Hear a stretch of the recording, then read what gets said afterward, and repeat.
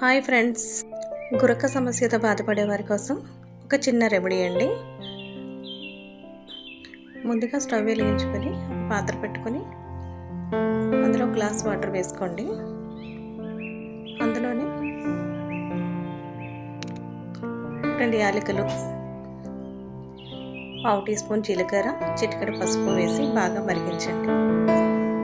ఈ మరిగించిన నీటిని ప్రతిరోజు నిద్రపోయే ముందు తీసుకోండి. ఇలా తీసుకోవడం వల్ల గురక సమస్య అనేది తగ్గుతూ ఉంది. ఈ వీడియో నచ్చినట్టయితే ప్లీజ్ సబ్స్క్రైబ్ చేయండి.